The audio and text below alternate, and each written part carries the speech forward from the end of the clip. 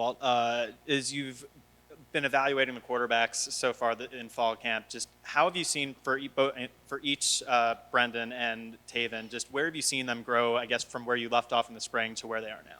Yeah, you try to take a whole calendar year, 365 days, because we had our pre-spring installation, then we had spring, now we've had all, OTAs in the summer, whatever's NCAA allowable to do for us in the summer, we've done that, and those kids done a great job preparing themselves for now. So much further past what you'd kind of consider the ABCs, now we're, on to some DEFs and teaching guys how to think and help themselves in pass protection, but both of them have done a great job. And they're both really physically talented. In these first 6 days, had some really, really, really good moments, some really special moments, some average moments, some below average moments, and so two young guys that have a lot of physical talent that are competing really well.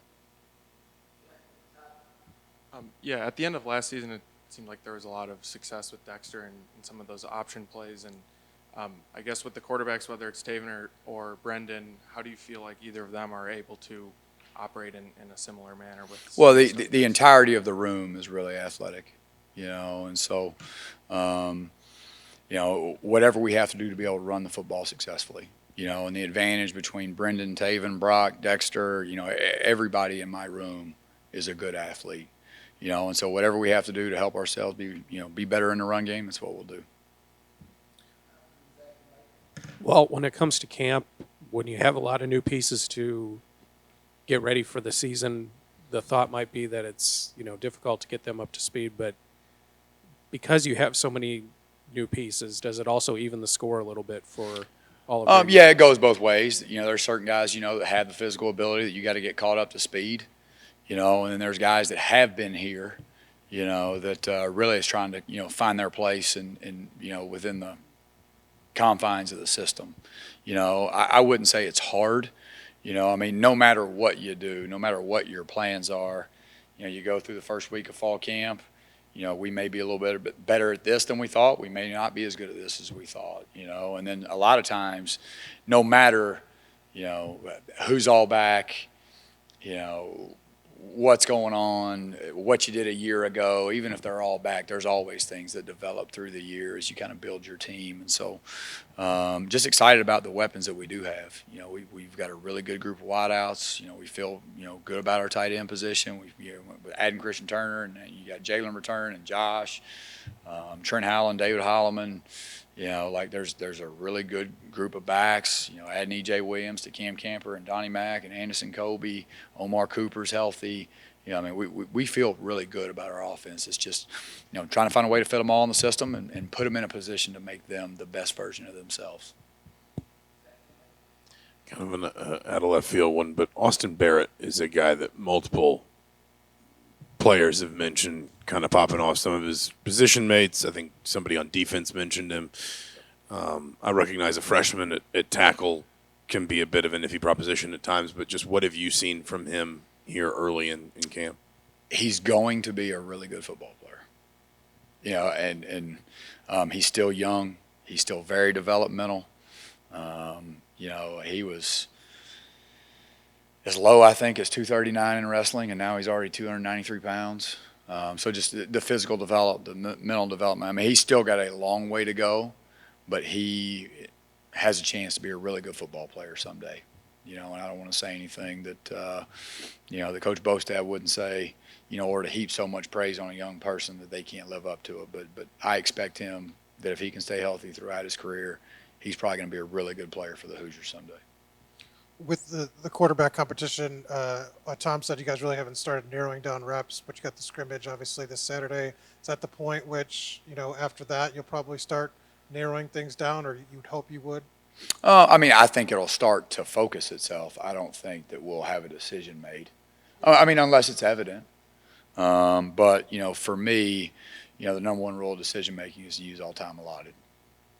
And we got plenty of time between now and September 2nd. So if it's done after the first scrimmage or if it's pretty evident, good.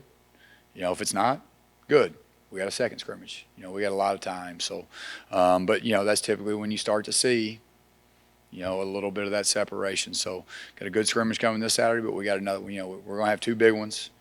before we start getting into season preparation. Walt, a lot of personnel changes, obviously, from the first year, second year, but your first year, second year. What's been the biggest change for you? What have you learned the most? What are you looking to do differently, or just more of or better of? System-wise, not a lot of changes. Obviously with the addition of Coach Tucker, Coach Bostad, we've had a little bit of change on the offensive side, but both those guys are unbelievable professionals and make my job really easy. I'd say from a first to second year, your personnel better. You know what you can do, you know what you can't do, you know where your struggles are, you know where your strengths are, and hopefully that'll get us moving in a direction, to where we're a better football team earlier in the year. Hi, Coach. Sticking with the quarterback battle, I know you talked a little bit earlier about the athleticism of that group. The entire backfield seems to have that. Is being able to be diverse in the packages that you guys do in terms of the run game something that you're trying to expand upon this season? Yeah, absolutely. I mean, anytime that you can be, no matter the personnel grouping, whether it's 12, whether it's 22, whether it's 11, whether it's 10, anytime you have multi-purpose tools, that allows you to be really versatile. It allows you to, create some deception, and like take a guy like Jalen Lucas. Jalen can play running back. He can play wide out. He can be back there as a second back. He can go to wide out and he can come back to the backfield. You take our tight ends. We got some tight ends that are great in-line players, but we also have some tight ends that can play off the ball, play wide out, and same thing with our wide outs. We got guys who can play outside, play inside.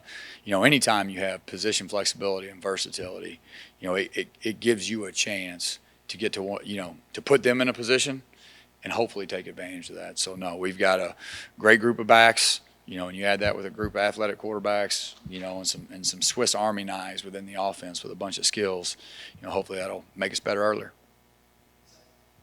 Coach, I wanted to ask you about Cameron Perry. We talked to him the other day, and he mentioned that one of the big things he was doing coming into this season was kind of getting faster. And I'm wondering if there's been any moment where you kind of noticed that and realized, like, he really did add some speed, and just what you feel like he can bring to the offense. No, I mean, he was already fast.